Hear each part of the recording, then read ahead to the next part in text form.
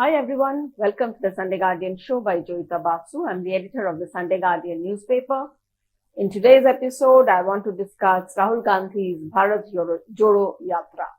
It has been more than a week that he has started the long march across the country, a distance of 3,500 plus kilometers, in a very Imran Khan style, by traveling in air-conditioned containers.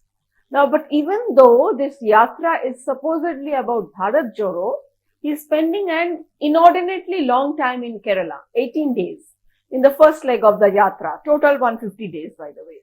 Now, if this Bharat Jodo Yatra is about voter outreach, why is he not going to Gujarat and Himachal Pradesh, the two states that are going to the polls soon?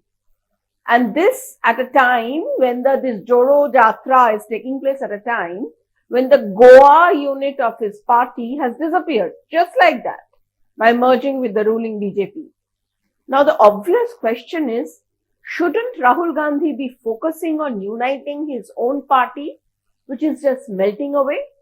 I mean, the people of India know how to stay united. They don't need Rahul Gandhi's help. Now you see, the latest Yatra seems to me at least to be an attempt to relaunch Rahul Gandhi and possibly his sister as well, Priyanka, as a credible politician for the nth time in almost 2 decades. Okay, yes, that is the kind of time he has spent, he has joined politics. It's been 2 decades. Now, such yatras have an effect on the ground only if a party has a strong message, several strong leaders with a major hold on their respective turfs, and an equally strong, if not stronger, grassroots presence. Now, it's only then that a party is able to capture the imagination of the people and sweep them off their feet. Now, the Congress does not have any of this. The way the party is splitting, with senior leaders such as Ghulam Nabi Azad, who have given their lifeblood to the party, leaving it after being utterly humiliated by the leadership. Now, there won't be much left of the Congress in the future. I mean, talking about Azad, let us take the instance of Jammu and Kashmir, which once had a strong Congress base. Now, it's a ghost of a party there.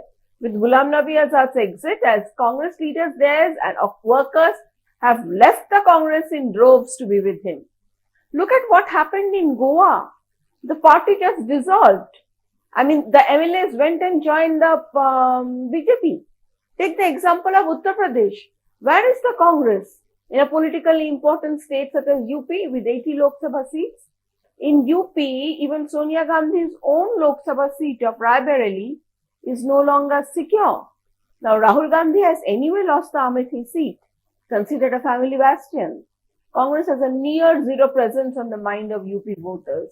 It got just 2 seats in the 400-seat assembly this year. Now, all the ripples that Priyanka Vadra Gandhi created about energizing the cadre in UP and winning voters over there stayed confined to a section of the media and didn't reach the ground. Look at Assam. Now, Rahul Gandhi's ill treatment of Himanta Biswa Sharma led him to join the BJP. Look at where Sharma is now. He is Chief Minister of Assam, and look at the state of the Congress there. It is getting wiped out even from there.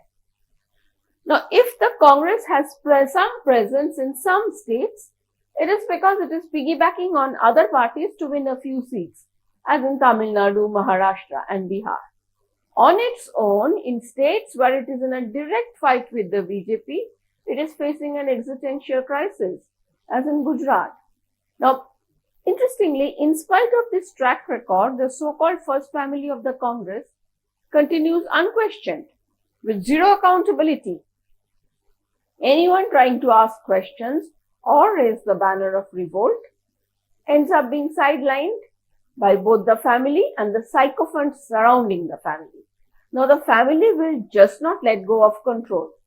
Now, even if a non-family person is elected party president in the future, the actual control of the party will remain with the family.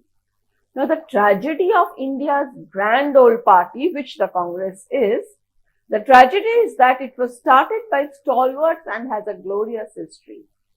But now it has become a ghost of what it once was. Now, unless and until the party high command allows the grassroots leadership to flourish, gives them adequate space to build the organization without wondering if such people will pose a challenge to Rahul Gandhi's authority, the Congress's journey downhill will continue. As for the Yatra itself, how can it be a voter outreach program when it is leaving most of the country's states out of its ambit? Also, what is the message that the Congress is giving? What alternate vision for the country? A litany of complaints against the incumbent government will not have any impact unless and until an alternate vision is presented. Else, voters will take the Congress top leadership to be seeking power for the sake of power and not for doing something good for the country. Now, as it is, voters take Rahul Gandhi to be a non-serious politician, and his occasional bursts of activity have not helped him to get rid of that image. Most importantly, when the party organization is in tatters, when loyal workers and leaders are leaving, when you are losing MLAs every day, what sort of a message of unity is Rahul Gandhi trying to send? Rahul Gandhi needs to think of ways and means to organize a Congress Jodo Yatra. Leave the unity of India to the rest of us, ordinary Indians. Thank you for watching. Until the next time.